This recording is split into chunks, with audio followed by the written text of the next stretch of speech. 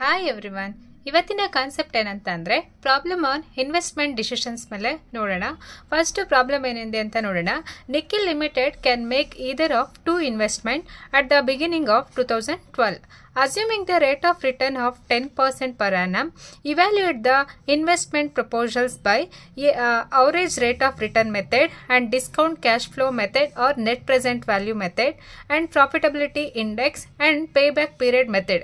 So ಇಲ್ಲಿ ಏನಂತಂದ್ರೆ Nikhil limited ಅವರು ಟೂ ಇನ್ವೆಸ್ಟ್ಮೆಂಟ್ ಪ್ರಪೋಸಲ್ಸ್ ಇದೆ. ಸೊ ಅದಕ್ಕೆ ಏನಂತ ಅಂದರೆ ಯಾವ್ಯಾವ ಮೆಥಡನ್ನು ಫಾಲೋ ಮಾಡಿದ್ರೆ ಯಾವ ರೀತಿ ಅವ್ರಿಗೆ ಬೆಸ್ಟ್ ಅಂತ ನಾವಿಲ್ಲಿ ಸಜೆಸ್ಟ್ ಮಾಡಬೇಕು. ಇಲ್ಲಿ 4 ಮೆಥಡ್ಸ್ ಕೊಟ್ಟಿದ್ದಾರೆ. ಒಂದು ARR method and NPV method and profitability index method and payback period method. So ಇದ್ರ ಜೊತೆಗೆ ಕೆಲವೊಂದು ಡೀಟೇಲ್ಸ್ನ ಕೊಟ್ಟಿದ್ದಾರೆ. ಏನಂತ ಅಂದರೆ details are as follows: particulars, project X and project Y. So ಇಲ್ಲಿ ಟೂ ಇನ್ವೆಸ್ಟ್ಮೆಂಟ್ ಯಾವುದು ಅಂತಂದರೆ ಒಂದು project X and project Y. Cost of investment project X ಬಂದು 25,000 and project Y 30,000. Life of a project ಎಷ್ಟಿದೆ ಅಂತಂದರೆ project X 5 years and project Y 6 years. So ಇಲ್ಲಿ net income ಕೊಟ್ಟಿದ್ದಾರೆ. Net income after depreciation and after tax ಕೊಟ್ಟಿದ್ದಾರೆ. So total ಎಷ್ಟು year ಅಂತ ಅಂದರೆ 2016, 17, 18, 19, 20, 21. So project X ಇಲ್ಲಿ ನೆಟ್ ಇನ್ಕಮ್ ಎಷ್ಟಿದೆ ಅಂತಂದರೆ 2016 600, 2017 1,000 rupees, 2,500 and 3,000 and 3,500. Project X ಬಂದು 5 years ಇದೆ ಆ್ಯಂಡ್ ಪ್ರಾಜೆಕ್ಟ್ ವೈ ಬಂದು 6 years ಇದೆ. 6 years ನೆಟ್ ಇನ್ಕಮ್ ಕೊಟ್ಟಿದ್ದಾರೆ ಇಲ್ಲಿ 3,800, 4,500 ಆ್ಯಂಡ್ 2018 5,000 ಆ್ಯಂಡ್ 2019 4,500, 5,500 ಆ್ಯಂಡ್ 2021 6,000 ಕೊಟ್ಟಿದ್ದಾರೆ.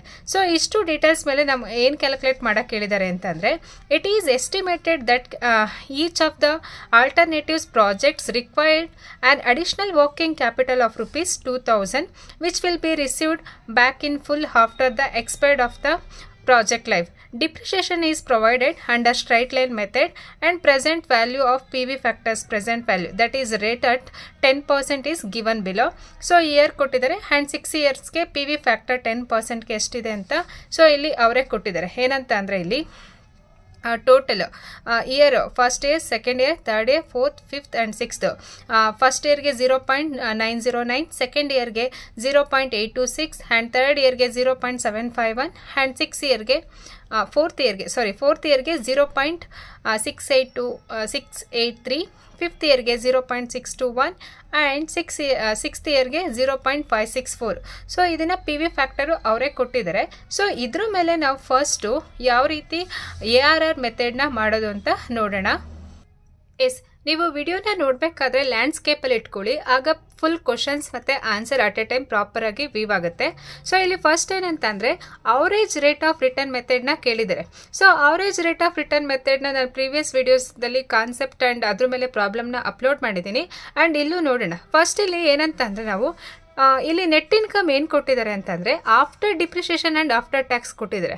ಬಟ್ ನಮಗೆ ARR ಅಥವಾ NPV ಆರ್ ಪೇ ಬ್ಯಾಕ್ ಪೀರಿಯಡ್ನ ಕ್ಯಾಲ್ಕುಲೇಟ್ ಮಾಡಬೇಕಾದ್ರೆ ನಮಗೆ ಬೇಕಾಗಿರೋದು net income profit before depreciation and after tax ಬೇಕು.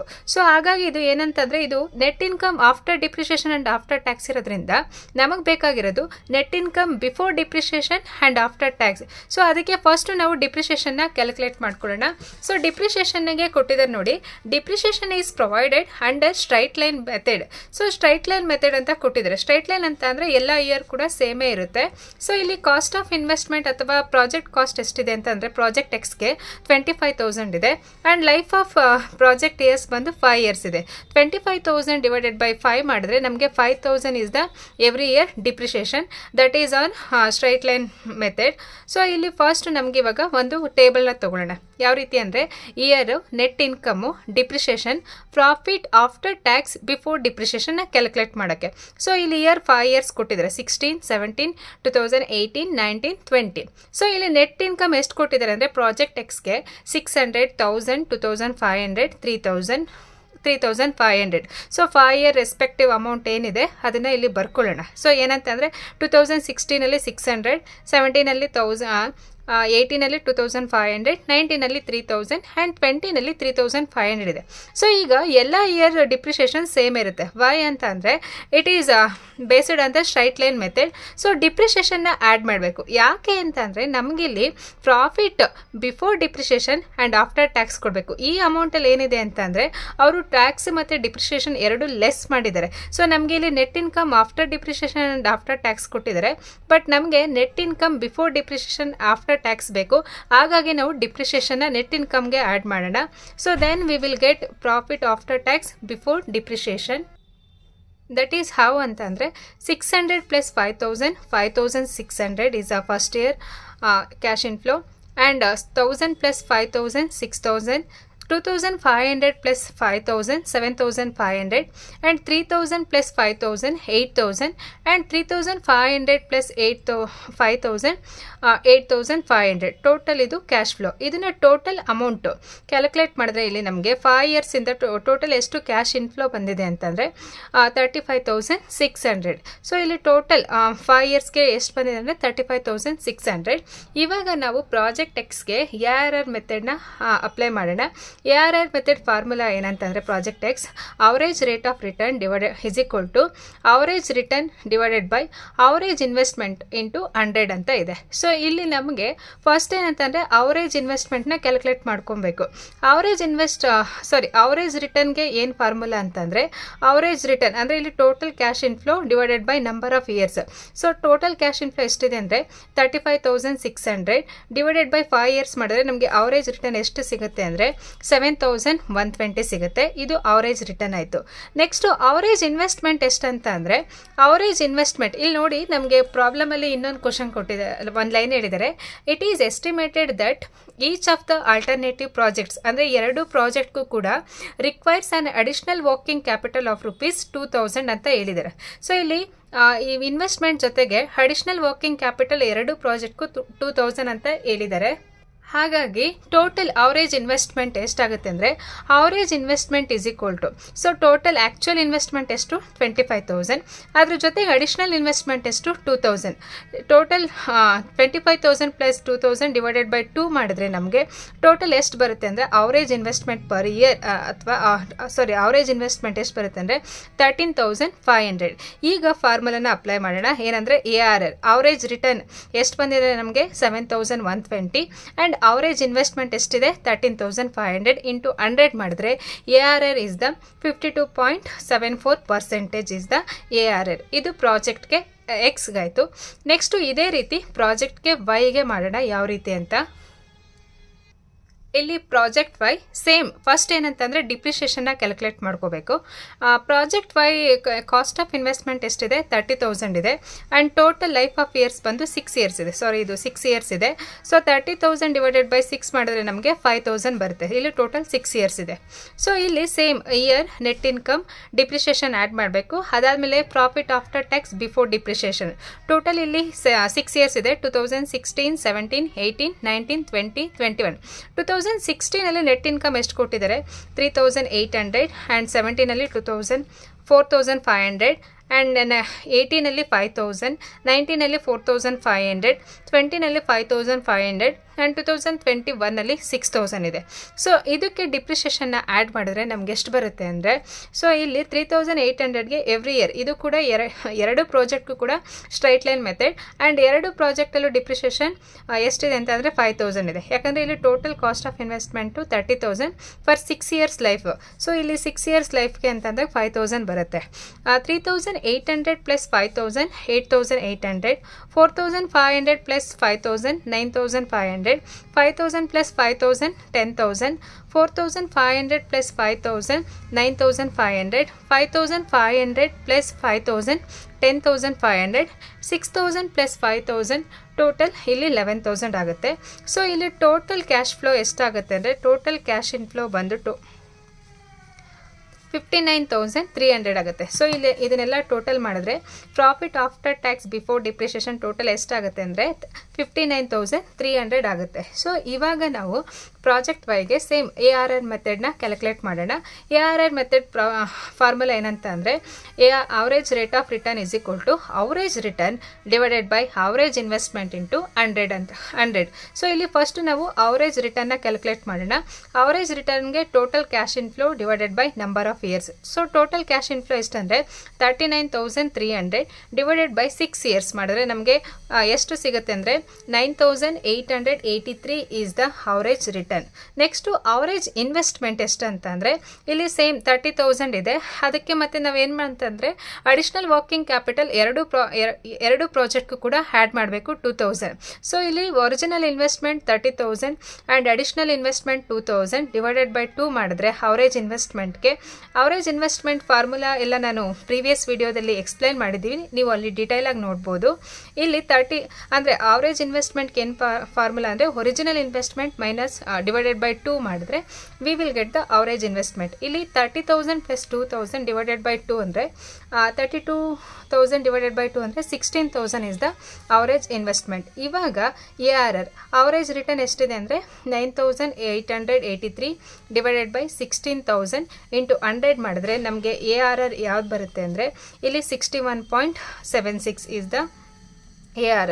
ಸೊ ಈ ರೀತಿಯಾಗಿ ನಾವು ಪ್ರಾಜೆಕ್ಟ್ X ಆ್ಯಂಡ್ Yಗೆ ನಾವೇನು ARR ಮೆಥಡ್ನ ಕ್ಯಾಲ್ಕುಲೇಟ್ ಮಾಡಿದ್ವಿ.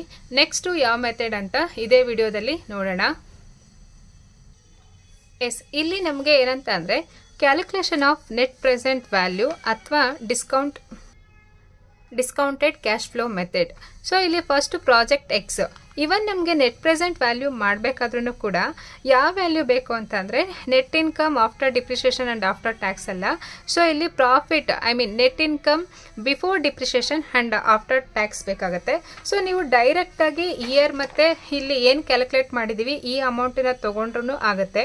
ಅದರ್ವೈಸ್ ಸೇಮ್ ಇಲ್ಲೂ ಕೂಡ ಈ ಮೆಥಡ್ನೇ ಫಾಲೋ ಮಾಡಿದ್ರೂ ಕೂಡ ನಡೆಯುತ್ತೆ. ಅಂದರೆ ನೀವೇನಾದರೂ ಬರೀ NPVನೇ ಮಾಡಬೇಕಾದ್ರೆ ಈ ಥರ ಕಂಪ್ಲೀಟ್ ಕ್ಯಾಲ್ಕುಲೇಷನ್ ಬೇಕಾಗುತ್ತೆ. ಹಾಗಾಗಿ ನಾನು ಪ್ರತಿಯೊಂದು ಮೆಥಡ್ಗೂ ಕೂಡ ಕಂಪ್ಲೀಟ್ ಕ್ಯಾಲ್ಕುಲೇಷನ್ನ ಮಾಡಿದ್ದೀನಿ.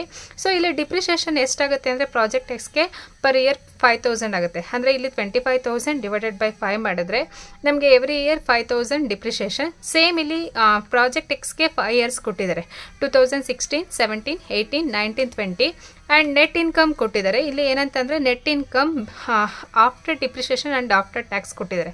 ಎಷ್ಟಂದರೆ 600, 1,000, 2,500, 3,000, 3,500. ಇದಕ್ಕೆ ನಾವು ಡಿಪ್ರಿಷಿಯೇಷನ್ ಮಾಡಿದ್ರೆ V will get profit before depreciation and after tax.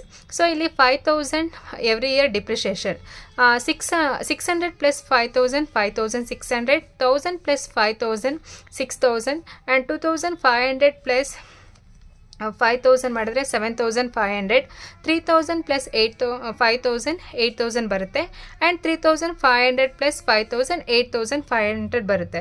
So ಇಲ್ಲಿ ಏನಂತ ಅಂದರೆ ನಮಗೆ ಕ್ವಶನಲ್ಲೇ PV ಫ್ಯಾಕ್ಟರ್ಸ್ ಕೊಟ್ಟಿದ್ದಾರೆ. ಸೊ ಎಷ್ಟಂತ ಅಂದರೆ ಫಸ್ಟ್ ಇಯರ್ಗೆ 0.909 ಅಂದರೆ PV ಫ್ಯಾಕ್ಟರ್ಸ್ 10% ಕೊಟ್ಟಿದ್ದಾರೆ. ಎಷ್ಟಂತಂದರೆ 0.909, ಸೆಕೆಂಡ್ ಇಯರ್ಗೆ 0.826, 0.751 ಆ್ಯಂಡ್ ಇಲ್ಲಿ ನೆಕ್ಸ್ಟು ಫೋರ್ತ್ ಇಯರಲ್ಲಿ 0.683 ಆ್ಯಂಡ್ ಫಿಫ್ತ್ ಇಯರ್ಗೆ 0.621. ಫಿಫ್ತ್ ಇಯರ್ ತನಕ ತೊಗೊಳ್ಳೋಣ, ಯಾಕಂದರೆ ಪ್ರಾಜೆಕ್ಟ್ X ಫಿಫ್ತ್ ಇಯರ್ ಇದೆ. ಸೊ ಇಲ್ಲಿ profit before depreciation and after ಟ್ಯಾಕ್ಸ್ನ ನಾವು ಈ PV ಫ್ಯಾಕ್ಟರ್ಸ್ ಅಥವಾ PV factors of cash inflow ಜೊತೆಗೆ ಮಲ್ಟಿಪ್ಲೈ ಮಾಡಬೇಕು. 5,600 ಇಂಟು 0.909 ಮಾಡಿದ್ರೆ ನಮಗೆ ಎಷ್ಟು ಬರುತ್ತೆ ಅಂದರೆ 5,090 rupees. 6,000 ಇಂಟು 0.826 ಮಾಡಿದ್ರೆ 4,956. 7,500 ಇಂಟು 0.751 ಮಾಡಿದ್ರೆ 5,633. 8,000 ಇಂಟು 0.683 ಮಾಡಿದ್ರೆ 5,464 ಆ್ಯಂಡ್ 8,500 ಇಂಟು 0.621 ಮಾಡಿದ್ರೆ 5,279 ಬರುತ್ತೆ. ಇದನ್ನು ಟೋಟಲ್ ಮಾಡಿದ್ರೆ total present value of cash inflow ಎಷ್ಟಾಗುತ್ತೆ ಅಂದರೆ 26,422 rupees ಆಗುತ್ತೆ. ಸೊ ಇಲ್ಲಿ ಏನಂತ ಅಂದರೆ ಒರಿಜಿನಲ್ ಇನ್ವೆಸ್ಟ್ಮೆಂಟ್ ಎಷ್ಟಿದೆ ಅಂತಂದರೆ 25,000 ಇದೆ. ಸೊ ನಾವಿಲ್ಲಿ ಏನಂತಂದರೆ ಪ್ರಾಜೆಕ್ಟ್ ಎಕ್ಸ್ಗೆ 25,000 ಇನ್ವೆಸ್ಟ್ ಮಾಡಿದ್ರೆ ಈ ನೆಟ್ ಪ್ರೆಸೆಂಟ್ ವ್ಯಾಲ್ಯೂ ಮೆಥಡ್ ಪ್ರಕಾರ ನಮ್ಗೆ ಎಷ್ಟು ಅಮೌಂಟ್ ರಿಟರ್ನ್ ಬರುತ್ತೆ ಅಂತಂದರೆ 26,422 ಬರುತ್ತೆ. ಸೊ ನೆಟ್ ಪ್ರೆಸೆಂಟ್ ವ್ಯಾಲ್ಯೂನ ಇಲ್ಲಿ ಎಷ್ಟು ಅಂತಂದರೆ 1,422 is the net present value. ಇದು ಪ್ರಾಜೆಕ್ಟ್ ಎಕ್ಸ್ಗೆ.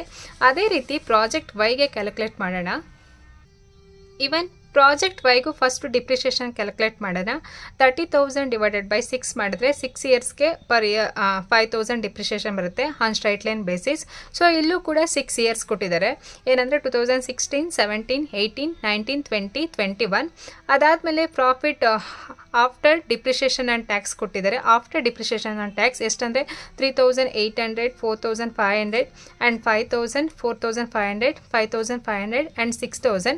ಇದಕ್ಕೆ ನಾವು ಡಿಪ್ರಿಷಿಯೇಷನ್ ಆ್ಯಡ್ ಮಾಡಿದ್ರೆ ಸೇಮ್ ಬರುತ್ತೆ. ಎಷ್ಟಂತಂದರೆ ಇಲ್ಲಿ 3,800 plus 5,000 8,800, 5,500 plus 5,000 9,500, 5,000 plus 5,000 10,000, 4,500 plus 5,000 9,500, 5,500 plus 5,000 10,500 and 6,000 plus 5,000 11,000. This is profit before depreciation and after tax ಎಷ್ಟು ಬಂದಿದೆ ಅಂತಂದರೆ net cash in flow net cash in flow before depreciation and after tax ಇದು ಇಷ್ಟಿದೆ. So ಇದ್ರ ಜೊತೆಗೆ ನಾವು ಪಿ ವಿ ಫ್ಯಾಕ್ಟರ್ಸ್ ಜೊತೆ P V factors at 10 ಅದ್ರ ಜೊತೆ ಮಲ್ಟಿಪ್ಲಿಕೇಶನ್ ಮಾಡಿದಾಗ 8,800. ಸೊ ಇಲ್ಲೇ ಕೊಟ್ಟಿದ್ದಾರೆ ಸೇಮ್ ಇದನ್ನೇ ಪಿ ವಿ ಫ್ಯಾಕ್ಟರ್ಸ್ನ ನಾವು 6 ಇಯರ್ಸ್ಗೂ ಕೂಡ ತಗೊಳ್ತೀವಿ. ಸೊ ಫಸ್ಟ್ ಇಯರ್ಗೆ 8,800 ಇಂಟು 0.909 ಮಾಡಿದ್ರೆ ನಮ್ಗೆ ಎಷ್ಟು ಬರುತ್ತೆ ಅಂದರೆ 7,999. ನೆಕ್ಸ್ಟ್ ಸೆಕೆಂಡ್ ಇಯರಲ್ಲಿ 9,500 ಇಂಟು 0.826 ಮಾಡಿದ್ರೆ 7,847. 10,000 ಇಂಟು 0.751 ಮಾಡಿದ್ರೆ 7,510. 9,500 ಇಂಟು 0.683 ಮಾಡಿದ್ರೆ 6,489 ಆ್ಯಂಡ್ 10,500 ಇಂಟು 621 ಮಾಡಿದ್ರೆ 6,521 ಆ್ಯಂಡ್ 11,000 ಇಂಟು 0.564 ಮಾಡಿದ್ರೆ 6,204 ಬರುತ್ತೆ. ಸೊ ಇದು total P V factor of cash ಇನ್ಫ್ಲೋನ ಟೋಟಲ್ ಮಾಡಿದ್ರೆ ನಮಗೆ total present value of cash inflow ಎಷ್ಟು ಸಿಗುತ್ತೆ ಅಂದರೆ 42,570 is the present value of cash inflow. ಇಲ್ಲಿ ಒರಿಜಿನಲ್ ಇನ್ವೆಸ್ಟ್ಮೆಂಟ್ ಎಷ್ಟು ಅಂದರೆ 30,000. ಸೊ ಇಲ್ಲಿ ಇದರಿಂದ ಏನಂತ ಅಂದರೆ total present value of cash inflow ಇಂದ ಒರಿಜಿನಲ್ ಇನ್ವೆಸ್ಟ್ಮೆಂಟ್ನ ಲೆಸ್ ಮಾಡಿದರೆ ನಮಗೆ ನೆಟ್ ಪ್ರೆಸೆಂಟ್ ವ್ಯಾಲ್ಯೂ ಎಷ್ಟು ಸಿಗುತ್ತೆ ಅಂದರೆ 12,570 is the net present value. So ಇವೆರಡರಲ್ಲಿ ಯಾವುದು ಬೆಸ್ಟ್ ಅಂತ ಅಂದರೆ ಇಲ್ಲಿ ನೆಟ್ ಪ್ರೆಸೆಂಟ್ ವ್ಯಾಲ್ಯೂ ಇಲ್ಲಿ ನೋಡಿ ನಾವು 25,000 ಇನ್ವೆಸ್ಟ್ ಮಾಡಿ ನಮಗೆ 26,422 ಬರುತ್ತೆ. ಇಲ್ಲಿ 30,000 ಇನ್ವೆಸ್ಟ್ ಮಾಡಿದ್ರೆ ನಮಗೆ ಇಲ್ಲೆಷ್ಟು ಟೋಟಲ್ ಕ್ಯಾಶ್ ಫ್ಲೋ ಬಂದಿದೆ ಅಂದರೆ 42,570. Year is the project Y is the best. ಅದಾದಮೇಲೆ ನೆಕ್ಸ್ಟ್ ನಾವು ಸಿ ಏನಂತ ಕೇಳಿದ್ದಾರೆ ಅಂದರೆ ಪ್ರಾಬಬಿಲಿಟಿ ಆಫ್ ಇಂಡೆಕ್ಸ್ ಅಂತ ಕೇಳಿದ್ದಾರೆ. ಸೊ ಇಲ್ಲಿ calculation of probability of index ಯಾವ ರೀತಿ ಅಂತ ನೋಡೋಣ. ಒಂದು ಏನಂದರೆ ಪ್ರಾಫಿಟಬಿಲಿಟಿ ಇಂಡೆಕ್ಸ್ಗೆ ಏನು ಫಾರ್ಮುಲಾ ಅಂದರೆ net present value of cash inflow divided by original investment. So ಇಲ್ಲಿ net present of cash inflow ಎಷ್ಟಿದೆ ಅಂತಂದರೆ ಪ್ರಾಜೆಕ್ಟ್ ಎಕ್ಸಲ್ಲಿ 26,422. ಸೊ ಇಲ್ಲಿ ಕೊಟ್ಟಿದ್ದಾರೆ ನೋಡಿ 26,422 ಡಿವೈಡೆಡ್ ಬೈ ಒರಿಜಿನಲ್ ಇನ್ವೆಸ್ಟ್ಮೆಂಟ್ ಎಷ್ಟು 25,000. ಸೊ ಇಲ್ಲಿ ಪ್ರಾಜೆಕ್ಟ್ ಎಕ್ಸ್ಗೆ ಎಷ್ಟು ಬರುತ್ತೆ ಅಂದರೆ 1.056 ಬರುತ್ತೆ ಪ್ರಾಜೆಕ್ಟ್ ಎಕ್ಸ್ಗೆ. ಅದೇ ರೀತಿ ಪ್ರಾಜೆಕ್ಟ್ ವೈಗೆ net present value of cash inflow divided by original investment. So ಇಲ್ಲಿ net present value of cash inflow ಎಷ್ಟು ಬಂದಿದೆ 42,570 ಬಂದಿದೆ. ಡಿವೈಡೆಡ್ ಬೈ ಒರಿಜಿನಲ್ ಇನ್ವೆಸ್ಟ್ಮೆಂಟ್ 30,000 ಮಾಡಿದ್ರೆ ನಮಗೆ 1.419 is the answer. So profitability index ಇಷ್ಟನೇ ತುಂಬ ಸಿಂಪಲ್ ಆಗಿ ನೀವು ನೆಟ್ ಪ್ರೆಸೆಂಟ್ ವ್ಯಾಲ್ಯೂ ಕ್ಯಾಲ್ಕುಲೇಟ್ ಮಾಡಾದ್ಮೇಲೆ ಪ್ರಾಫಿಟಬಿಲಿಟಿ ಇಂಡೆಕ್ಸ್ನ ಮಾಡಬೇಕು. ಅದರ್ವೈಸ್ ಪ್ರಾಫಿಟಬಿಲಿಟಿ ಇಂಡೆಕ್ಸ್ನ ಮಾಡೋಕ್ಕಾಗಲ್ಲ. ಇಲ್ಲ ಯಾಕಂದರೆ ಫಸ್ಟು ನಮಗೆ N P of cash inflow total ಬೇಕಾಗುತ್ತೆ. ಡೈರೆಕ್ಟಾಗಿ ಕೊಟ್ಟಿದ್ರೆ ಹಾಗೆ ಮಾಡ್ತೀವಿ. ಸಪೋಸ್ ಇಲ್ಲ ಅಂತಂದರೆ ಎನ್ ಪಿ ವಿ ಮಾಡಾದ್ಮೇಲೆ ನಾವು ಪ್ರಾಫಿಟಬಲ್ ಇಂಡೆಕ್ಸ್ನ ಮಾಡ್ತೀವಿ. ಸೊ ಇವಾಗ ARR ಆಯಿತು ಆ್ಯಂಡ್ ಡಿಸ್ಕೌಂಟೆಡ್ ಕ್ಯಾಶ್ ಫ್ಲೋ ಅಥವಾ ಎನ್ ಪಿ ವಿ ಮೆಥಡ್ ಆಯಿತು ಆ್ಯಂಡ್ ಪ್ರಾಫಿಟಬಿಲಿಟಿ ಇಂಡೆಕ್ಸ್ ಆಯಿತು.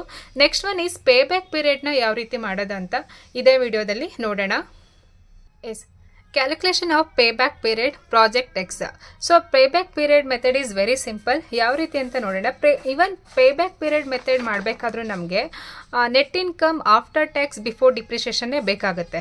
ಸೊ ಅದನ್ನು ನಾವು ಆಲ್ರೆಡಿ NPV ಮತ್ತು ARL ಕ್ಯಾಲ್ಕುಲೇಟ್ ಮಾಡಿರೋದ್ರಿಂದ ನಾನು direct net income after tax before ಡಿಪ್ರಿಷಿಯೇಷನ್ನ ಇಲ್ಲಿ ತೊಗೊಳ್ತೀನಿ ಕ್ಯಾಶ್ ಇನ್ಫ್ಲೋಗೆ. ಏನಂತಂದರೆ ಇದು profit after tax before depreciation. So ಇಲ್ಲಿ ಟೋಟಲ್ ಎಷ್ಟು ಇಯರ್ ಕೊಟ್ಟಿದ್ದಾರೆ ಪ್ರಾಜೆಕ್ಟ್ ಎಕ್ಸ್ಗೆ 5 years 2016, 17, 18, 19, 20 and total cash inflow after profit after tax before depreciation ಎಷ್ಟಿದೆ ಅಂದರೆ 5,600, 6,000, 7,500 ಆ್ಯಂಡ್ 8,000, 8,500. ಸೊ ಇಲ್ಲಿ ಪ್ರಾಜೆಕ್ಟ್ ಎಕ್ಸ್ ಎಷ್ಟು ಕಾಸ್ಟ್ ಒರಿಜಿನಲ್ ಇನ್ವೆಸ್ಟ್ಮೆಂಟ್ ಅಂತಂದರೆ ಇಲ್ಲಿ ನಮಗೆ 25,000. ಸೊ ಪೇಬ್ಯಾಕ್ ಪೀರಿಯಡಲ್ಲಿ ಏನಂತಂದರೆ ಈ 25,000ನ ನಮಗೆ ರಿಟರ್ನ್ ತೆಗಿಯೋಕ್ಕೆ ಅಥವಾ ಎಷ್ಟು ವರ್ಷ ಬೇಕಾಗುತ್ತೆ, ಎಷ್ಟು ಇಯರ್ ಬೇಕಾಗುತ್ತೆ ಅಂತ ಕ್ಯಾಲ್ಕುಲೇಟ್ ಮಾಡ್ತೀವಿ. ಸೊ ಈ 25,000 ಇಸ್ ದ ಕ್ಯಾಶ್ ಔಟ್ಫ್ಲೋ. ಅದನ್ನು ನಾವು ರಿಕವರಿ ಮಾಡ್ಕೊಳ್ಳೋಕ್ಕೆ ಎಷ್ಟು ಇಯರ್ ಬೇಕಾಗುತ್ತೆ ಅಂತ. ಸೊ ಫಸ್ಟ್ ಇಯರಲ್ಲಿ ನಮ್ಗೆ ಎಷ್ಟು ಬಂದಿದೆ 5,600. ಸೆಕೆಂಡ್ ಇಯರಲ್ಲಿ ಟೋಟಲ್ 5,600 ಪ್ಲಸ್ 6,000 ಮಾಡಿದ್ರೆ ಟೋಟಲ್ ಎಷ್ಟು ಬರುತ್ತೆ 11,600 ಆ್ಯಂಡ್ ಥರ್ಡ್ ಇಯರಲ್ಲಿ 19,100 ಇದೆ ಆ್ಯಂಡ್ ಫೋರ್ತ್ ಇಯರಲ್ಲಿ 27,100 ಇದೆ. ಸೊ ಇಲ್ಲಿ ನಮಗೆ ಥರ್ಡ್ ಇಯರ್ಗೆ ರಿಕವರಿ ಆಗುತ್ತೆ ಅಂತ. ಸೊ ಇಲ್ಲಿ ಏನಂತಂದರೆ 25,000 ಬೇಕು, ಫೋರ್ತ್ ಇಯರಲ್ಲಿ 27 ಇದೆ. ಸೊ ಇಲ್ಲಿ ಫಸ್ಟ್ ನೀವು 3 years ಅಂತ ತೊಗೊಳ್ಳಿ, ಯಾಕಂದರೆ ನಮಗೆ ಬೇಕಾಗಿರೋದು 25,000. ಸೊ 25,000ಇಂದ third year cash inflow total cumulative cash inflow ಏನಿದೆ ಅದನ್ನು ಲೆಸ್ ಮಾಡಿ divided by next year cash flow. So ಇಲ್ಲಿ 3 years ಪ್ಲಸ್ 25,000ಇಂದ ಈ ಇಯರ್ ಕ್ಯುಮುಲೇಟಿವ್ ಕ್ಯಾಶ್ ಫ್ಲೋನ ಲೆಸ್ ಮಾಡಿದ್ರೆ ನಮಗೆ ಎಷ್ಟು ಸಿಗುತ್ತೆ ಅಂದರೆ 25,000 ಮೈನಸ್ 19,100 ಮಾಡಿದ್ರೆ ನಮಗೆ 5,900 ಸಿಗುತ್ತೆ divided by next year cash inflow 8,000. So ಇಲ್ಲಿ ಏನಂತಂದರೆ ಅಲ್ಲಿಗೆ ಟೋಟಲ್ ಎಷ್ಟು ಬೇಕಂದರೆ 3 years 7.3 years ಅಂದರೆ 3 years 3 years 7 months ಅಥವಾ 3 years ಬೇಕಾಗುತ್ತೆ. ಸೊ ಇಲ್ಲಿ ಯಾವ ರೀತಿ ಅಂತ ಅಂದರೆ ಟೋಟಲ್ ಒರಿಜಿನಲ್ ಇನ್ವೆಸ್ಟ್ಮೆಂಟಿಂದ ಲಾಸ್ಟ್ ಇಯರ್ ಅಂದರೆ ಇಲ್ಲಿ ಏನಾಗುತ್ತೆ ಅಂದರೆ 27 ಇಸ್ ದ ಎಕ್ಸೆಸ್, ಇಲ್ಲಿ 25ಗಿಂತ ಜಾಸ್ತಿ ಇದೆ. ಸೊ ನಮಗೆ ಈ ಒಂದು ಅಂದರೆ 3 years ಆದಮೇಲೆ ಎಷ್ಟು ಮಂತ್ ತೊಗೊಂಡಿದೆ ಅಂತ ಇಲ್ಲಿ ಕ್ಯಾಲ್ಕುಲೇಟ್ ಮಾಡ್ತೀವಿ. And next one is project ವೈಗೆ ಯಾವ ರೀತಿ ಅಂತಂದರೆ ಸೇಮ್ ಅದೇ ರೀತಿ ನಾವು ಪ್ರಾಜೆಕ್ಟ್ ವೈಗೂ ಕೂಡ ಆಲ್ರೆಡಿ ಕ್ಯಾಲ್ಕುಲೇಟ್ ಮಾಡಿರೋ ಪ್ರಕಾರನೇ ಅಮೌಂಟನ್ನು ತೊಗೊಳ್ಳೋಣ. ಇಲ್ಲಿ total profit after tax before depreciation ಎಷ್ಟಿದೆ ಅಂತ ಇಲ್ಲಿ ಟೋಟಲ್ 6 years ಕೊಟ್ಟಿದ್ದಾರೆ 2016, 17, 18, 19, 20, 21 and 2016 total overall cash inflow ಎಷ್ಟಾಗಿದೆ ಅಂತ ಅಂದರೆ profit after tax and before depreciation ಎಷ್ಟು ಅಂದರೆ 8,800, 9,500, 10,000, 9,500 and 10,500, 11,000. So project Y cost ಎಷ್ಟು ಅಂದರೆ 30,000 ಇದೆ ಒರಿಜಿನಲ್ ಇನ್ವೆಸ್ಟ್ಮೆಂಟು. ಈ 30,000ನ ರಿಕವರಿ ಮಾಡೋಕ್ಕೆ ಎಷ್ಟು ಅಮೌಂಟ್ ಬೇಕು that is called cumulative cash ಫ್ಲೋನಲ್ಲಿ ಚೆಕ್ ಮಾಡೋಣ. ಸೊ ಫಸ್ಟ್ ಒನ್ ಎಷ್ಟು ಅಂತ ಅಂದರೆ 8,000. ಇಲ್ಲಿ ಫಸ್ಟ್ ಇಯರು 8,800 ಜೊತೆಗೆ 9,500 ಆ್ಯಡ್ ಮಾಡಿದ್ರೆ 18,300 ಆ್ಯಂಡ್ ಥರ್ಡ್ ಇಯರ್ಗೆ 28,300 10,000ನ ಆ್ಯಡ್ ಮಾಡಿದರೆ ಫೋರ್ತ್ ಇಯರ್ಗೆ 37,800 ಆಗುತ್ತೆ. ಸೊ ಇಲ್ಲಿ ನಮಗೆ ಬೇಕಾಗಿರೋದು 30,000.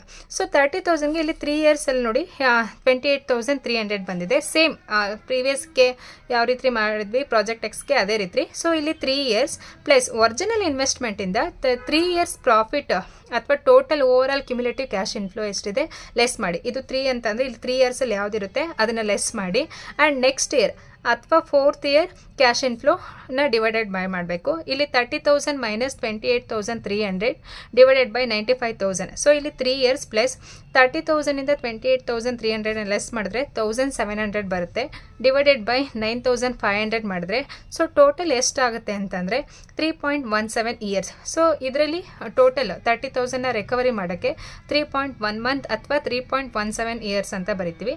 ಸೊ ಇದರಲ್ಲಿ ಯಾವುದು ಬೆಸ್ಟ್ ಅಂತ ಅಂದರೆ ಇದು ಪ್ರಾಜೆಕ್ಟ್ 3.73 ಇದೆ ಎಕ್ಸ್ ಆ್ಯಂಡ್ ಪ್ರಾಜೆಕ್ಟ್ ವೈ 3.1 ಇದೆ. Year project Y is the best in payback period method. So ಈ ರೀತಿಯಾಗಿ ನಾವು 4 ಮೆಥಡನ್ನು ಒಂದೇ ಪ್ರಾಬ್ಲಮಲ್ಲಿ ಕ್ಯಾಲ್ಕುಲೇಟ್ ಮಾಡ್ತೀವಿ. ಈ ಥರ ಪ್ರಾಬ್ಲಮ್ನ ಸೆಕ್ಷನ್ ಸಿಗೆ 12 ಮಾರ್ಕ್ಸ್ಗೆ ಕೇಳ್ತಾರೆ, ತುಂಬಾ ಇಂಪಾರ್ಟೆಂಟ್. ಮತ್ತು ಇದನ್ನು ಯಾವುದಾದ್ರು 1 ಮೆಥಡ್ ಕೇಳಿದ್ರೆ ಸೆಕ್ಷನ್ ಬಿ ಅಂದರೆ 4 marks ಅಥವಾ 5 marksಗೆ ಇರುತ್ತೆ. ಅದರ್ವೈಸ್ ಎಲ್ಲ ಕಂಬೈನ್ ಮಾಡಿ ಕೇಳಿದ್ರೆ 12 marksಗೆ ಇರುತ್ತೆ. ತುಂಬಾ ಇಂಪಾರ್ಟೆಂಟ್ ಕ್ವಶನ್. ಆ್ಯಂಡ್ ಈ ವಿಡಿಯೋ ನಿಮ್ಗೆ ಅರ್ಥ ಆಗಿದ್ರೆ ಪ್ಲೀಸ್ ಲೈಕ್ ಮಾಡಿ, ಶೇರ್ ಮಾಡಿ. ಆ್ಯಂಡ್ ನೀವಿನ್ನೂ ನನ್ನ ಚಾನಲ್ಗೆ ಸಬ್ಸ್ಕ್ರೈಬ್ ಮಾಡಿಲ್ಲ ಅಂತಂದರೆ please do subscribe. Thank you for everyone. Thank you.